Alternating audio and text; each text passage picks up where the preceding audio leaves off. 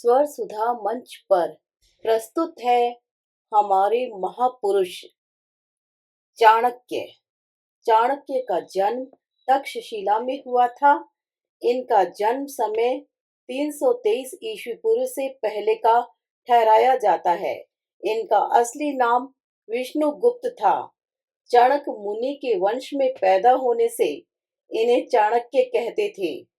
कुटिल मंत्र के उपासक होने के कारण ये कौटिल्य भी कहलाए। इससे अधिक इनके बचपन के जीवन का पता नहीं चल सका है। तक्षशिला में ही इन्होंने चारों वेद और शास्त्रों का अध्ययन किया था। पंडितों की मंडली में इनको सबसे ऊंचा स्थान मिला हुआ था।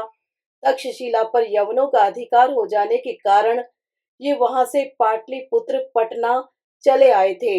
एक बार कोई धार्मिक कार्य करते समय इनके पैर में कुशा घास के गड़ जाने से खून निकल आया। धार्मिक कामों में अपने शरीर से खून का बहना अशुभ माना जाता है। इससे इनको बहुत क्रोध आ गया और इन्होंने प्रण किया कि जब तक इस स्थान की सब कुशा घास को वे जड़ से नष्ट नहीं कर देंगे तब तक चैन नहीं लेंगे। चंद्रगुप्त ने उन्हें ऐसा करते हुए देखकर मन में विचार किया कि यह विद्वान ब्राह्मण अपने प्रण का कितना पक्का है।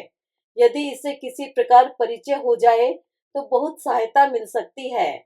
ऐसा सोचकर उसने इनसे परिचय कर लिया और अपने आदमियों से उस स्थान की कुशा घास को नष्ट करवा दिया। उस समय पाटलिपुत्र में 9 नंद राज्य करते थे। नंद कुमार मूर्ख और उद्दंड थे और चंद्रगुप्त चतुर और विद्वान थे। चंद्रगुप्त का जन्म राजभ्राता सर्वार्थ सिद्धि की मूरा नाम की रानी से हुआ था। नंदों ने चंद्रगुप्त और उसके भाइयों को उसकी योग्यता से जलकर कैद खाने में डलवा दिया था। जब नंदों के दरबार में एक राजा द्वारा भेजे गए पिंजड़े में बंद मोम के शेर को कोई भी बिना पिंजरा खोले बाहर नहीं निकाल सका, तब चंद्रगुप्त ने इस शर्त पर कि उसे जेल खाने से छोड़ दिया जाएगा, एक गर्म लोहे की छड़ पिंजड़े में डालकर और शेर को पिघलाकर पिंजड़े से बाहर निकाल दिया। इस प्रकार वह जेल से छूटा था। एक दिन चाणक्य को भूख लग रही थी। वे नंद के भोजनालय में घुस गए और प्रधान पंडित के आसन पर जाकर बैठ गए। नंद जब वहां आए तब इनको वहां बैठे देखकर बहुत नाराज हुए। मंत्रियों ने उनको बहुत समझाया पर उन्होंने ढकेल कर इनको वहां से उठा दिया। चाणक्य क्रोध से अंधे हो गए। इन्होंने अपनी चोटी खोलकर प्रण किया कि जब तक ये नंद वंश का नाश नहीं कर देंगे तब तक अपनी चोटी में गांठ नहीं लगाएंगे। ऐसा कहकर ये वहां से चल दिए। नंदों ने इनकी कोई परवाह नहीं की। चाणक्य राजकुमार पर्वत तक की सहायता से चुपके से विंध्याचल के जंगलों में भाग गए।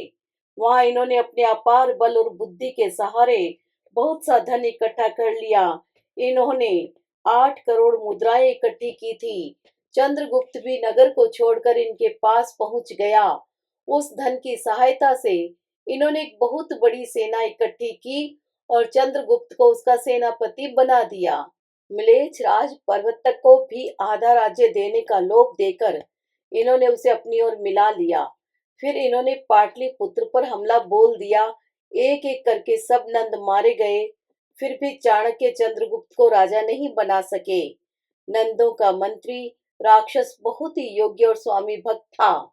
उसने राजभ्राता सर्वार्थ सिद्धि को राजा बनाया और वह चाणक्य तथा चंद्रगुप्त को मारने का कूट जाल फैलाने लगा। राक्षस ने चंद्रगुप्त को मारने के लिए विष कन्या भेजी। उसे चाणक्य ने पर्वतक के पास भेज दिया और पर्वतक की तत्काल मृत्यु हो गई।